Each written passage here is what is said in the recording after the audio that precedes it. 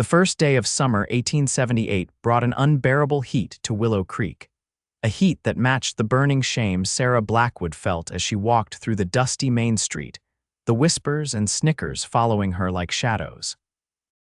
3 years a widow, and all folks seemed to notice was how grief had settled on her frame, adding pounds where once there had been a slender girl. Sarah kept her gaze forward, clutching her basket of supplies tighter against her chest. The weight of her wedding ring still hung heavy on her finger, though Thomas had been buried on the hill overlooking their small ranch since that terrible influenza winter of '75. At 32, she wasn't old by any means, but in Willow Creek, a widow with no children and a struggling ranch might as well have been ancient. "My word, Sarah's getting wide as a wagon," came the poorly hushed voice of Mabel Thompson from the general store porch. Thomas wouldn't recognize her now, God rest his soul. Sarah's cheeks burned, but she continued walking. She'd grown accustomed to such remarks over the past year as her body had changed, comfort food becoming her only companion during lonely nights. What had started as an extra slice of pie had gradually transformed her once slender figure into something rounder, softer. Mrs. Blackwood. The deep voice startled her, causing her to nearly drop her parcels. She turned to find herself looking up at a man she'd never seen before. He stood tall, his broad shoulders blocking the harsh afternoon sun, casting her in shadow. His eyes, a piercing blue that reminded her of the mountain lakes up north, regarded her with a directness few people offered her these days. "I believe you dropped this," he said, extending a handkerchief that must have fallen from her basket. "Oh, thank you, Mr. Donovan, Bryce Donovan." He removed his hat, revealing thick dark hair with strands of silver at the temples. He was older than she'd initially thought, perhaps near 40, with lines around his eyes that spoke of years squinting against the sun. "I'm afraid we haven't had the pleasure. I arrived in town just yesterday." Before Sarah could respond, Mabel's daughter Penny sauntered past, her voice carrying deliberately. "Careful there, Cowboy. You might need a bigger horse if you're offering Sarah Blackwood a ride home." Sarah's breath caught in her throat, humiliation washing over her in a hot wave. She wanted nothing more than for the ground to open up and swallow her whole. She mumbled a hasty thanks to Mr. Donovan and turned to hurry away. To her surprise, he caught her wrist gently. The touch, the first time a man had touched her in 3 years, sent an unexpected jolt through her body. "Madam," he said, his voice low but clear enough for the onlookers to hear. He bent slightly and, to her complete astonishment, raised her hand to his lips, brushing them against her knuckles in a courtly gesture that seemed from another time and place. "You are, without question, the most beautiful woman I have encountered in my travels. Those without the eyes to see it are to be pitied." The street fell silent. Sarah stood frozen, her mouth slightly open, her hand still held in his much larger one. His eyes never left hers, and there wasn't a hint of mockery in them. "May I escort you home, Mrs. Blackwood?" he asked, offering his arm. Finding her voice at last, Sarah nodded. "Yes, Mr. Donovan, you may." The walk to the edge of town where her small ranch began was the longest and shortest of her life. She felt every eye on them, heard the buzz of conversation that followed in their wake. Mr. Donovan, however, seemed utterly untroubled by the attention, asking her about the town, the ranch, and how long she'd lived in Willow Creek. "All my life," she answered, slowly regaining her composure. "Thomas, my husband, and I had the ranch going well before he passed. It's been challenging since then." "Ranching's no easy task for one person," he agreed. "I've done my share of it over the years. Are you passing through or staying in Willow Creek?" The question slipped out before she could consider how forward it might sound. He smiled, and it transformed his weathered face. "That depends on what I find here, Mrs. Blackwood." They reached the gate to her property, a modest but well-maintained ranch house with a small barn and corral behind it. A few head of cattle grazed in the distance, and chickens pecked in the yard. "Thank you for your kindness, Mr. Donovan," she said, withdrawing her arm from his. "It was unexpected, Bryce," he corrected. "And kindness had nothing to do with it, Mrs. Blackwood, only truth." "Sarah," she offered in return, feeling a blush creep up her neck. "Sarah," he repeated, as if testing the name. Would it be too forward of me to call on you tomorrow? Perhaps there are tasks around your ranch that could use an extra pair of hands. The sensible thing would be to decline. She knew nothing about this man other than his name, and that he had the rare ability to make her feel like something other than the fat widow of Willow Creek. But sensible had kept her alone for 3 years. I would welcome the help, Mr. Donovan Bryce. And perhaps I could offer you dinner in return. His smile widened. Then I'll be here after noon. He placed his hat back on his head, tipped it slightly, and turned to walk back toward town. Sarah watched him go, her hand still tingling where his lips had touched it. For the first time in 3 years, the weight of her wedding ring felt just a little lighter. The next day, Sarah found herself checking her appearance in the small mirror more times than she had in the past year combined. She'd chosen her best dress, a dark blue calico that Thomas had always said brought out her eyes. It strained a bit at the seams now, but it was the finest she had. By the time the clock struck noon, she had baked fresh bread, swept the entire house, and worked herself into a state of nervous anticipation that left her feeling ridiculous. He was offering help around the ranch, not courting her. The gesture in town had been kindness, nothing more. She nearly jumped out of her skin when a knock came at the door at 12:30. Smoothing her hair and taking a deep breath, she opened it to find Bryce Donovan standing there, hat in hand, looking freshly shaved and wearing a clean shirt. "Good afternoon, Sarah," he said, and the way her name rolled off his tongue made her stomach flutter. "Bryce," she managed, stepping back to let him in. "Please come in." He ducked slightly to enter the doorway, his presence making her modest home seem suddenly smaller. He glanced around appreciatively at the tidy interior, the handmade curtains, and the braided rugs on the floor. "You've made a real home here," he said, and there was genuine admiration in his voice. "Thank you. It's not much, but it's mine." She gestured toward the kitchen.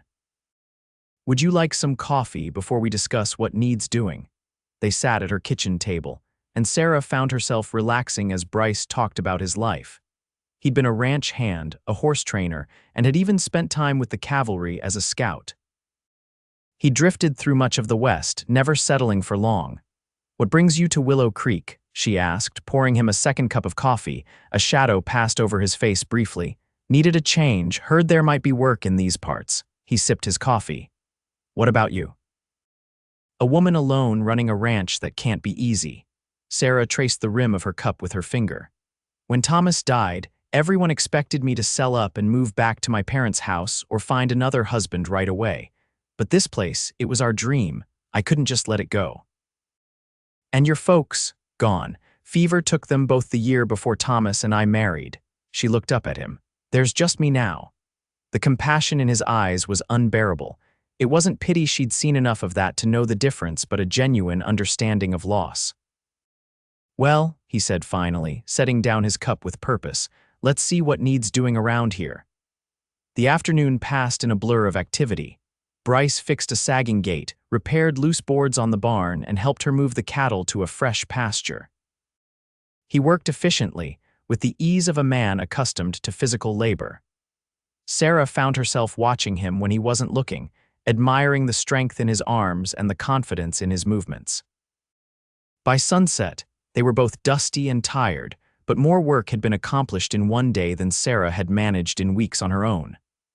As promised, she prepared dinner: a stew that had been simmering all day, fresh bread, and an apple pie for dessert. Bryce ate with appreciation, complimenting her cooking in a way that made her flush with pleasure. They talked easily, like old friends rather than new acquaintances, and Sarah realized she was actually laughing for the first time in years. As the evening drew to a close, Bryce stood reluctantly. "I should head back to town while there's still some light." "Thank you for today," Sarah said, walking him to the door. "I don't know how to repay you." "Your company and that pie were payment enough," he replied with a smile. Then more seriously, "Would it be all right if I came back tomorrow? There's still that roof that needs patching." Sarah's heart leaped. "Yes, the ranch would benefit from your help." He nodded, placed his hat on his head, and stepped out into the twilight. At the bottom of the porch steps, he turned back. "Sarah, yes, you have a beautiful smile. You should use it more often." With that, he was gone, leaving Sarah standing in her doorway, her hand pressed to her cheek where she could feel the warmth of a blush and the unfamiliar stretch of a smile. Days turned into weeks, and Bryce's presence at the Blackwood Ranch became a regular occurrence. He never failed to arrive when he said he would, always worked harder than any hired hand would have, and seemed genuinely pleased with the simple meals Sarah prepared. They fell into a comfortable routine, working side by side during the day and sharing conversation over dinner. The people of Willow Creek noticed, of course. Gossip spread faster than wildfire. Some whispered that Sarah was desperate, others that Bryce must be after her land. Few believed that a man like him, handsome, capable, free to choose any woman, would genuinely be interested in the widow Blackwood with her ample figure and modest means. One evening in late July, they sat on Sarah's porch watching the sunset paint the sky in brilliant oranges and pinks. A comfortable silence had settled between them, broken only by the occasional lowing of cattle or the distant cry of a hawk. "I'm heading up to Timber Ridge tomorrow," Bryce said suddenly. "Got some business that needs tending to, might be gone a few days." Sarah tried to hide her disappointment. She'd grown accustomed to his daily presence, the sound of his voice, the way he looked at her as if she mattered. "Of course, you've done so much here already. I can manage." He turned to look at her, his expression unreadable in the fading light. "Sarah, there's something I should tell you." Her heart sank. Here it came the revelation that he was moving on, that his time in Willow Creek was ending. She'd known it would happen eventually. Men like Bryce Donovan didn't stay in one place for long. "I haven't been entirely honest about why I came to Willow Creek," he continued, his voice low. "I didn't just drift here by chance." Sarah's hands tightened in her lap. "Oh, I came because of a debt, a promise I made to a dying man 3 years ago." The air seemed to thin around her. "What are you saying?" Bryce leaned forward, elbows on his knees, staring out at the darkening land. "I rode with Thomas during the war. We were in the same cavalry unit. He saved my life at Chancellorsville, took a bullet that would have been mine." Sarah's breath caught. "Thomas never spoke much about the war." "Most of us don't," Bryce said quietly. "But your husband, he was different. Even in the worst of it, he'd talk about home, about you. He carried your picture everywhere." He glanced at her. "The way he described you, like you hung the moon and stars." Tears pricked at Sarah's eyes. "If you knew Thomas, why didn't you say something when we first met?" "Because I made him a promise. When the influenza hit, he wrote to me. I was in Colorado then. By the time I got his letter and made it here, he was already gone. But I promised him, if anything ever happened to him, I'd make sure you were all right." The revelation hit Sarah like a physical blow. All these weeks, the kindness, the help around the ranch, it had been obligation, not attraction, not genuine interest in her. "So all of this," she gestured vaguely between them, "has been about fulfilling a promise to a dead man, checking up on his pitiful widow." Her voice cracked on the last words. Bryce turned to her sharply. "No, Sarah, that's not. I think you should go," she said, standing abruptly. "You've done your duty. You can tell Thomas's ghost that I'm fine. I don't need your charity or your pity." "Sarah, please, good night, Mr. Donovan."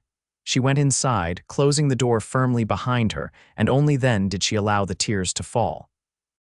She didn't sleep that night, alternating between anger and humiliation. How could she have been so foolish? To think that a man like him would see past her size, past her circumstances, to the woman beneath. He'd been kind to her out of obligation, nothing more. Morning found her exhausted but resolved. She would continue as she had before he came into her life. She'd managed alone for 3 years. She could manage for 30 more if need be. The day passed in a haze of chores and determined self-sufficiency. By evening, she was bone-tired but satisfied with what she'd accomplished. She sat down to a solitary meal, trying not to notice how quiet the house seemed without Bryce's deep voice filling the spaces. A knock at the door startled her. Setting down her fork, she approached cautiously, her heart hammering despite her best efforts to remain indifferent. Bryce stood on her porch, still dusty from the trail, his expression grim. Before she could speak, he held up a hand. "You didn't let me finish last night," he said. "And I've ridden hard all day thinking about what you must be thinking, so I'm asking you to hear me out. Please." The sincerity in his voice made it impossible to refuse. Sarah stepped back, allowing him to enter. He didn't move far into the house, as if uncertain of his welcome. Yes, I came to Willow Creek because of a promise to Thomas, but that's not why I stayed. Why did you stay then? She asked, her voice barely above a whisper. Because the moment I saw you walking down that street, head held high despite those vultures pecking at you with their words, I knew you were someone special, and every day since has only proven that right. He took a tentative step toward her. I stayed because of you, Sarah. Not because of any promise to Thomas, but you never said anything about knowing him. At first, I wasn't sure how. How do you tell a woman you've been carrying the memory of her through another man's eyes for years? And then, the more I got to know you, the real you, not just Thomas's wife, the harder it became to bring up the past. Sarah wrapped her arms around herself, trying to process his words. So what happens now? You've checked on me, you've helped with the ranch. Duty fulfilled. Bryce closed the distance between them, slowly enough that she could have stepped back if she wanted to. She didn't. I'm not going anywhere, Sarah, not unless you tell me to. He reached for her hand and she let him take it. I came here because of a promise to a friend, but I'm standing here now because of how I feel about you. And how is that? Her voice trembled slightly. Like I've been wandering all my life and I've finally found home. He raised her hand to his lips, just as he had that first day in town, but this time the gesture held a question, a hope. Sarah looked up into his eyes and saw no deception there, only honest emotion that mirrored the tumult in her own heart. I'm not the same woman Thomas married, she said softly. I've changed. So have I, Bryce replied. We all do, but what I see when I look at you is a woman of strength and grace and beauty that goes bone deep. Something broke open inside Sarah then, a wall she'd built around her heart crumbling to dust. She stepped forward into the circle of his arms, and for the first time in 3 years, she allowed herself to be held. The summer faded into autumn, and with it came changes to the Blackwood ranch. Under Bryce's skilled management and Sarah's careful bookkeeping, the herd grew, the fences were mended, and the house received a fresh coat of paint. They worked side by side, partners in all things but name. In town, the whispers continued, but they had taken on a different tone. The sight of Bryce Donovan escorting Sarah Blackwood to church each Sunday, his hand protectively at the small of her back, his eyes never straying from her face when she spoke, had gradually silenced the crueler voices. Even Mabel Thompson had been forced to admit, after witnessing Bryce firmly but politely correct her when she'd made a snide remark about Sarah's new dress being generously cut, that perhaps there was more to the widow Blackwood than met the eye. He looks at her like she's made of gold, Mabel had told her sewing circle. Must be something there we don't see. On a crisp October evening, Sarah and Bryce returned from a trip to town with supplies for the coming winter. As they unloaded the wagon, Sarah noticed Bryce seemed preoccupied, dropping the same sack of flour twice and answering her questions with distracted mumbles. Is something wrong? She finally asked as they finished storing the last of the provisions. Bryce ran a hand through his hair, a gesture she'd come to recognize as a sign of nervousness rare for a man usually so composed. No, nothing's wrong, just thinking about, he took a deep breath. About how it's getting colder, and that ride to town from my room above the saloon is getting mighty uncomfortable. Sarah's hands stilled on the bundle of candles she'd been unwrapping. Oh, I suppose it would be. And about how this ranch is doing better with 2 pairs of hands. It is, she agreed cautiously, unsure where he was heading.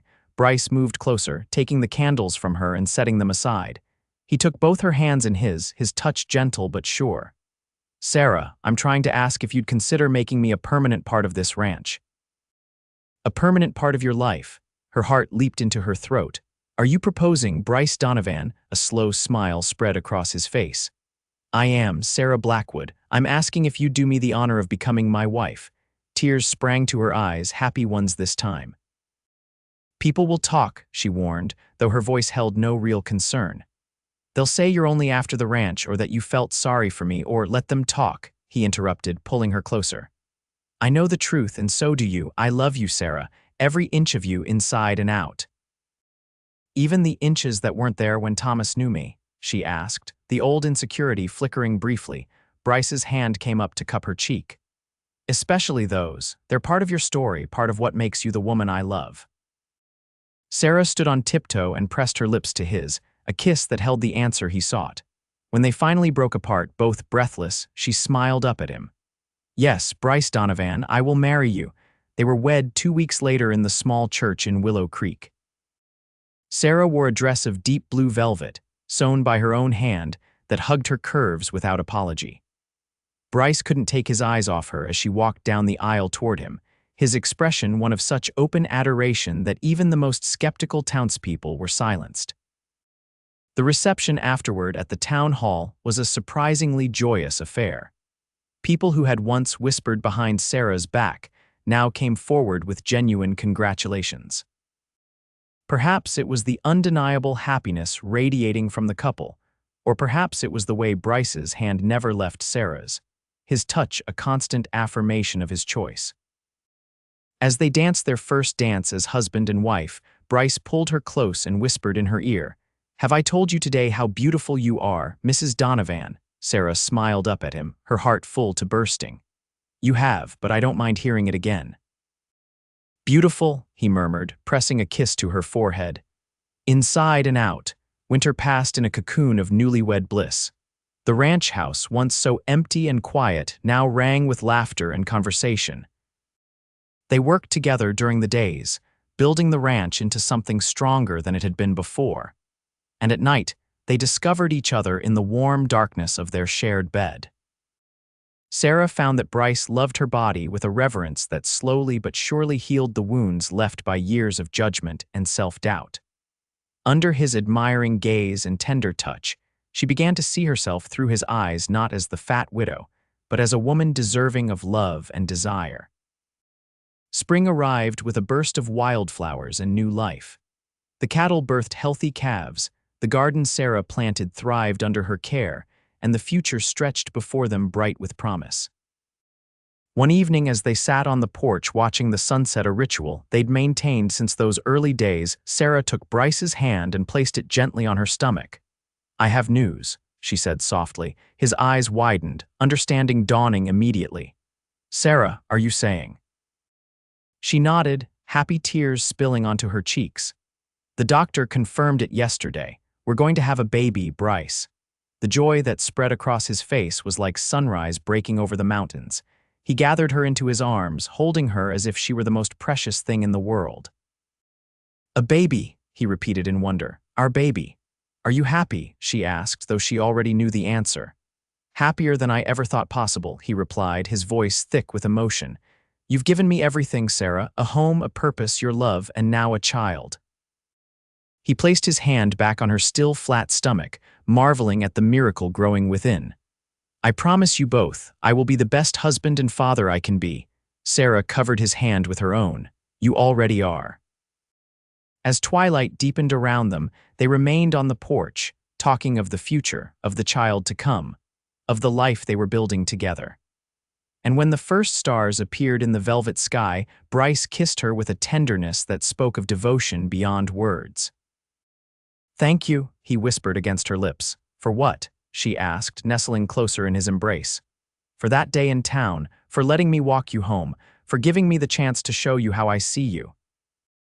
Sarah smiled, remembering the moment that had changed everything, a proud, stubborn widow and a travel-worn cowboy who had seen beauty where others saw only flaws. "Thank you," she replied, "for helping me see it too." In the years that followed, the Donovan ranch flourished, as did the family that called it home. Their daughter, born the following winter with her father's blue eyes and her mother's strength, was joined 2 years later by twin boys who kept them all on their toes. Sarah's body, which had once been a source of shame, became a testament to life and loved the soft curves that cushioned a tired child's head, the strong arms that could rock a baby and rope a calf with equal skill, the heart that had enough love for a husband, 3 children, and herself. And Bryce, true to his word, never left. Each day, he found new ways to show Sarah she was beautiful, from wildflowers on the breakfast table to dances in the kitchen when the children were asleep. The whispers in town faded to nothing, replaced by admiration for the thriving ranch and the family that had defied expectations. On their 10th anniversary, as they stood on the same porch where so many important moments had occurred, Bryce took Sarah's hand just as he had that first day in town. With the same reverence, he raised it to his lips and pressed a kiss to her palm. "Still the most beautiful woman I've ever seen," he said, his eyes crinkling at the corners, silver now threaded liberally through his dark hair. "And I'm still the luckiest man alive because you believed me."